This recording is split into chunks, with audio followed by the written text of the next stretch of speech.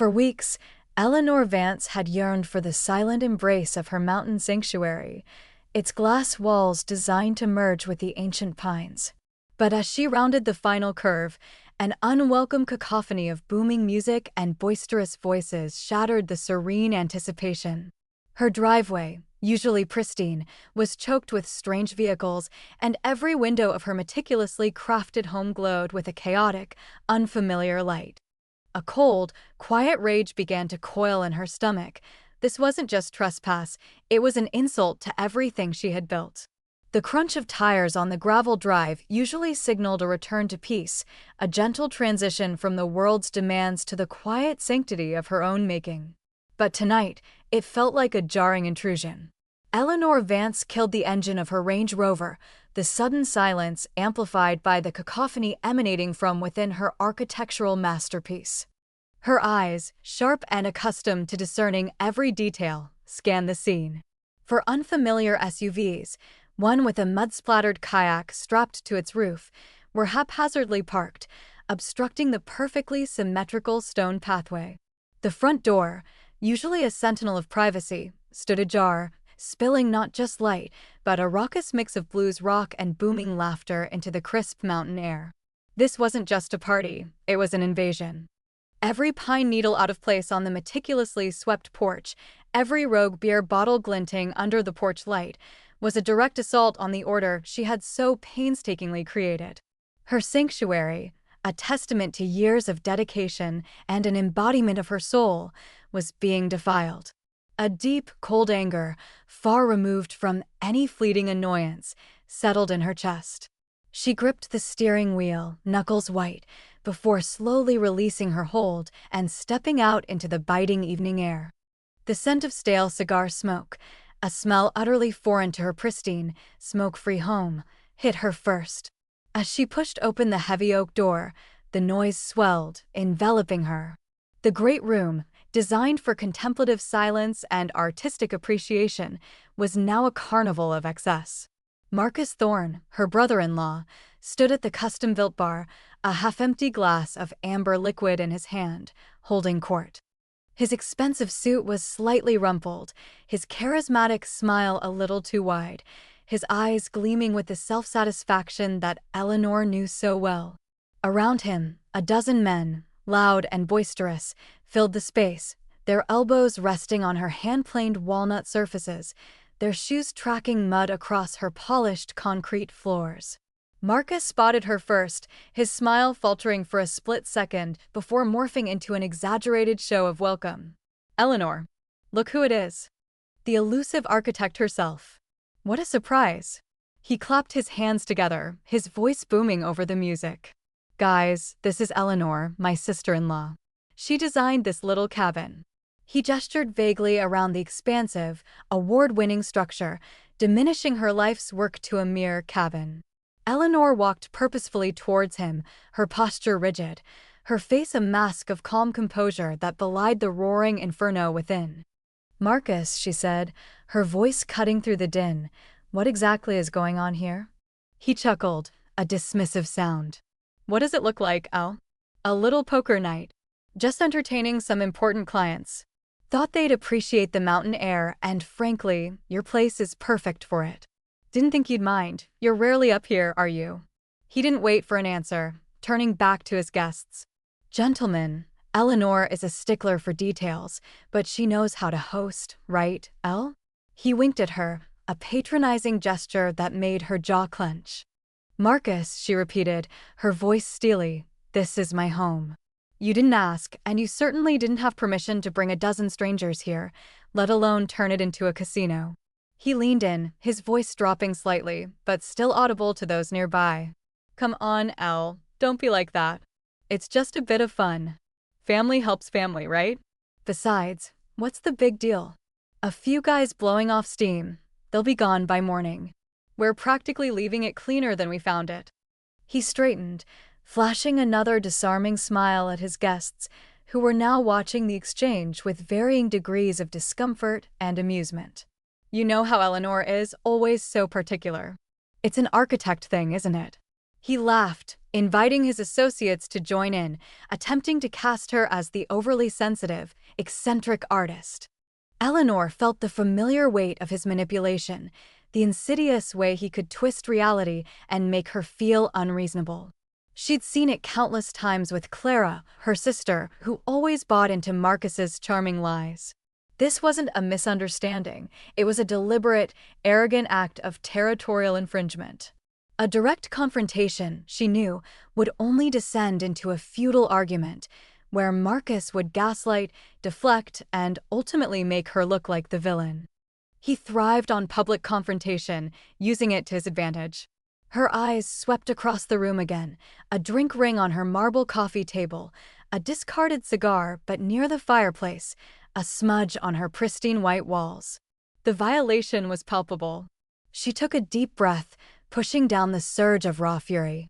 This wasn't the battlefield. Not yet. She would not give him the satisfaction of a public spectacle that he could control. "Very well, Marcus," she said, her voice now calm, almost eerily so. "Enjoy your evening." With that, she turned on her heel, leaving the cacophony behind. She walked out of her home, past her violated sanctuary, and returned to her car. The cold air felt cleansing against her hot face, but the fire inside her burned brighter, sharper. This was not over. This was only the beginning. The retreat was not a surrender, but a strategic repositioning. She knew Marcus. And now Marcus would know her. The drive back to the city was a blur of contained fury and icy resolve. Eleanor Vance navigated the winding mountain roads.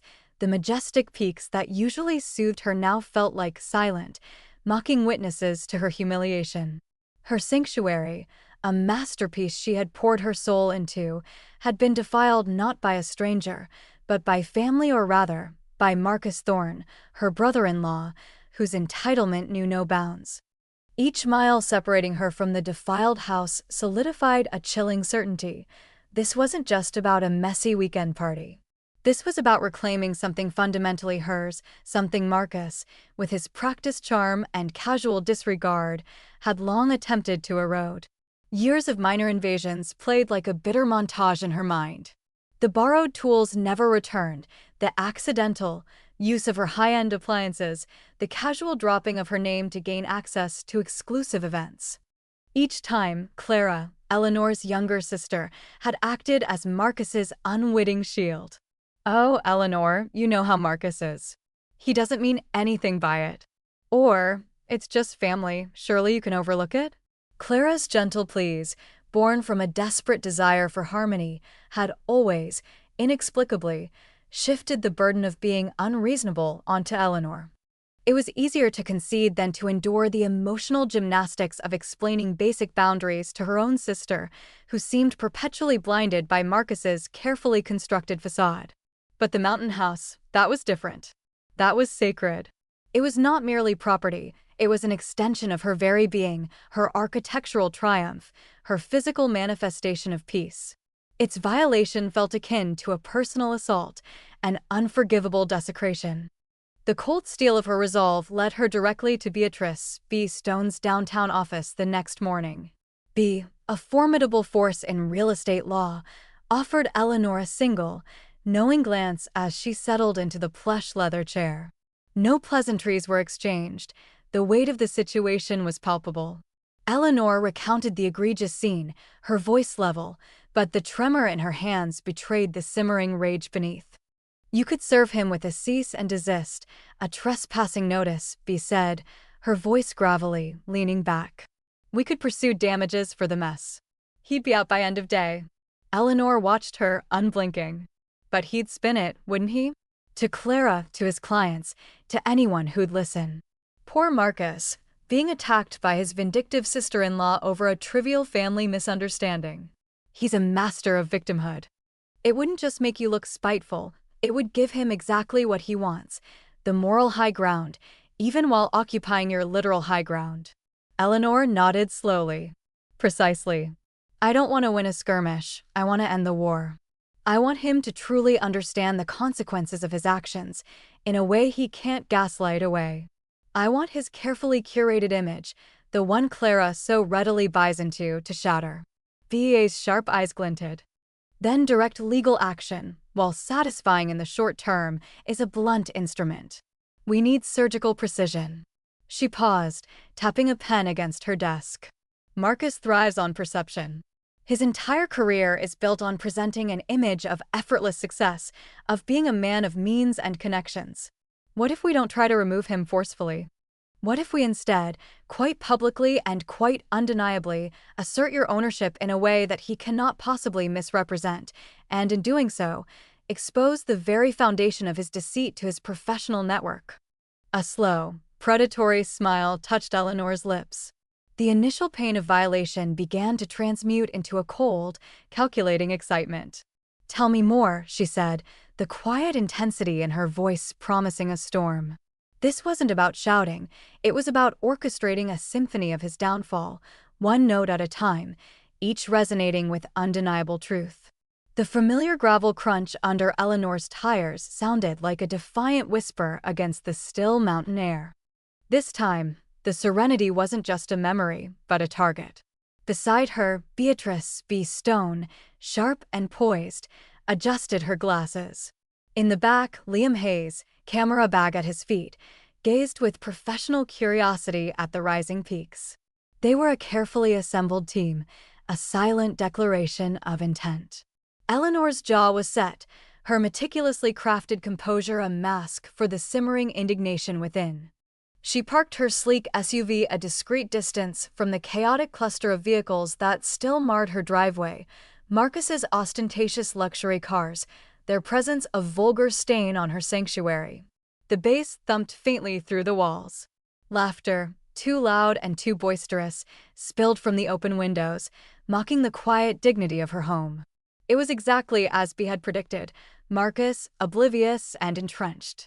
Eleanor took a deep breath, letting the crisp air steel her resolve. This was not about an argument, it was about an undeniable statement. They approached the front door, Eleanor leading the way. Without knocking, she pushed the heavy oak door inward. The raucous scene inside was a visceral assault. Cigar smoke hung thick in the air, mingling with the scent of stale liquor and cheap cologne. Discarded poker chips, empty glasses, and crumpled napkins littered her custom-built mahogany table. Marcus, resplendent in a silk robe that looked ludicrously out of place, held court at the head of the table, his back to the door, mid-anecdote, a smug grin plastered across his face. His business associates, a collection of self-important men with expensive watches and vacant eyes, roared with laughter. Marcus. Eleanor's voice, though soft, cut through the din like a surgical blade. The laughter died. Heads turned, first the associates, then Marcus, his eyes widening in disbelief, his smug grin dissolving into a strained grimace. "Eleanor," he blustered, pushing back from the table, trying to project an air of nonchalant authority. "What on earth are you doing here? I thought you were in Bali or something." His gaze flickered to Bea and Liam, a flicker of panic in his eyes. Eleanor stepped fully into the foyer, Bea at her side, Liam moving with quiet efficiency to capture the scene from a respectful distance, his lens already focused on the strewn mess. "This is my home, Marcus. I live here," Eleanor stated, her voice calm, devoid of any accusatory tone, which made it all the more chilling. "And these are my guests. Beatrice Stone, my attorney," she gestured to Bea, who offered a curt, professional nod, and Liam Hayes, an architectural photographer who is here to document the house for a feature. "I'm sure you won't mind." The implication was clear. This wasn't a casual visit, it was an official reclamation. Marcus's face contorted, a mixture of anger and humiliation warring for dominance. "An attorney? A photographer? Eleanor, this is highly inappropriate. We're conducting business here." He swept his hand vaguely towards his associates, who were now exchanging uncomfortable glances, their previous mirth replaced by an unsettling silence. The sudden, awkward pause was precisely what Eleanor had orchestrated. The facade of Marcus's effortless success, his grand pronouncements of ownership, began to crack. On the contrary, Marcus, Bea interjected, her voice smooth and even, "Eleanor is simply asserting her legal rights as the sole owner of this property." Mr. Hayes is here to capture its unique design, which, regrettably, appears to have undergone some unscheduled modifications. Her gaze swept pointedly across the disarray. Eleanor, ignoring Marcus's sputtering protests, began her tour. Her movements were deliberate, her eyes clinically assessing, not emotional. She walked past the poker table, her heel almost crunching on a forgotten pretzel. She paused at the fireplace, running a finger along a sticky ring left by a glass.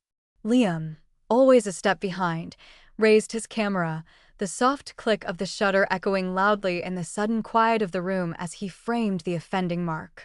She moved into the kitchen, a masterpiece of minimalist design now cluttered with half-eaten food, unwashed dishes, and overflowing trash bins.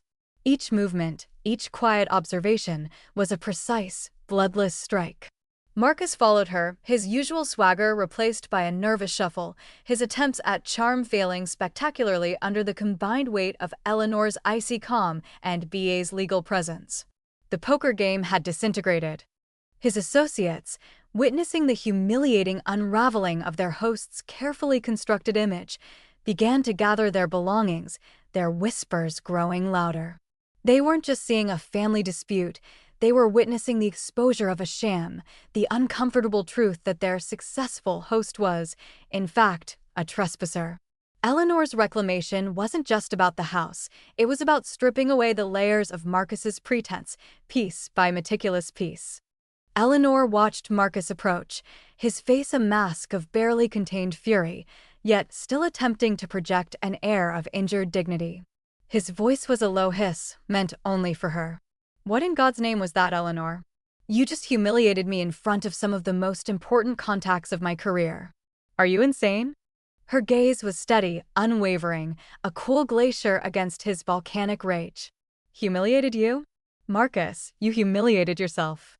You brought your business associates into my home, without permission, and proceeded to desecrate it. The only thing I did was introduce myself and my team." Her voice was calm, cutting through his bluster with surgical precision. "Now you have two options. You can admit to your guests that this isn't your property, that you are trespassing, and then you can all leave immediately. Or we can continue this discussion with legal counsel present, right here, right now, in front of your important contacts." Marcus's jaw worked, his eyes darting to Bea, who stood impassively, a silent sentinel of legality, and then to Liam, who was subtly adjusting his camera settings, ready to capture more than just architectural details. The executives, sensing the shift in atmosphere from celebratory poker night to an unfolding personal drama, were already gathering their things, their expressions a mixture of embarrassment and dawning understanding.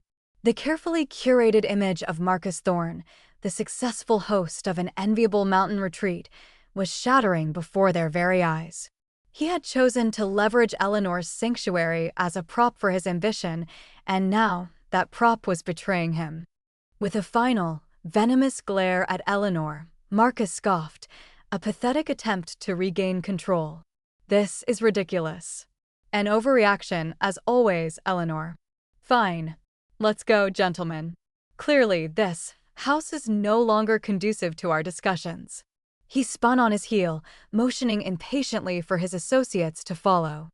The departure was a hurried, undignified scramble, the roar of luxury SUVs echoing through the pristine mountain air as they sped away, leaving behind a silence heavier than the boisterous laughter that had preceded it.